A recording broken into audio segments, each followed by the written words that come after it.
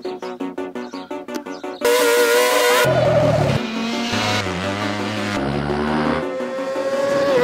m'appelle Lucas Mayas, je suis pilote officiel Kawasaki en championnat du monde Super Sport.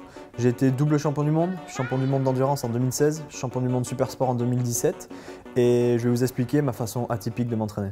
Donc bien sûr, ce que je fais principalement c'est de la vitesse, c'est mon sport de prédilection, donc j'essaie de m'entraîner au maximum en vitesse dans différentes cylindrées.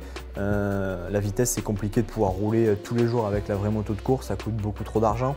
Donc j'essaie de rouler avec des petites motos, des 300, des 125, mais également avec la grosse moto de temps en temps sur des journées d'entraînement.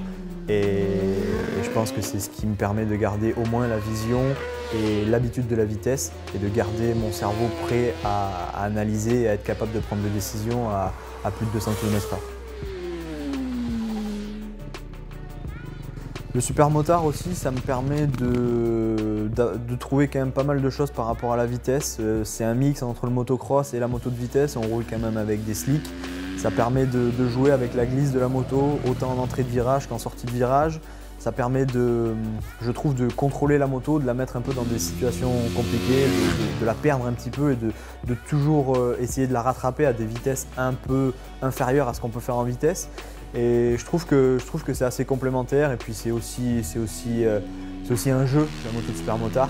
Alors il faut faire attention à ne pas trop se faire avoir parce que bien souvent, moi j'ai fait des grosses chutes avec les motos de super motard en prenant ça un peu trop comme un jeu et ça reste quand même des vraies motos de course. Mais ouais, je trouve que c'est quand même une discipline assez sympa et assez fun. Le motocross, c'est une discipline que j'aime beaucoup. J'essaie de pas trop la pratiquer pendant la saison par risque de blessure. Un des problèmes qu'on a les pilotes de vitesse, c'est que justement notre cerveau est habitué à rouler vite, donc on n'a quand même pas peur de rouler sur un terrain de cross à 70 ou 80 km/h, mais bien souvent le manque de technique fait que les chutes arrivent assez rapidement, donc c'est important de ne pas en faire beaucoup pendant la saison. Moi j'aime beaucoup pratiquer le sable parce que c'est une discipline où, dans le motocross où on travaille énormément le physique. Pour moi, une manche de 20 minutes ou 30 minutes dans le sable, ça équivaut largement à 2 courses de vitesse et c'est quelque chose que j'aime bien. Le seul petit bémol, c'est que je suis assez maniaque avec mes motos et c'est vrai que le sable, ça a tendance un petit peu à abîmer et détruire les motos. Le flat track, c'est une nouvelle discipline que je pratique depuis à peine 2 ans, 3 ans. C'est un truc vraiment, vraiment cool pour la moto de vitesse parce que ça permet vraiment de glisser sans prendre trop de risques, sans être sur le bitume et aussi de permettre de perdre l'avant, ce qu'on a l'habitude maintenant de faire de plus en plus en moto de vitesse. C'est quelque chose qui ne coûte pas très cher non plus au niveau des pneumatiques. Le seul vrai problème qu'on a ici en France, c'est qu'on a très peu de pistes, donc il faut bien souvent aller en Espagne. Mais ouais, c'est une discipline que j'aime bien. Il y a aussi beaucoup de bagarres quand on est à plusieurs à rouler et je trouve que c'est un truc assez sympa à partager avec pas mal de pilotes de MotoGP également. On se retrouve en Espagne pour rouler et c'est vraiment une discipline cool.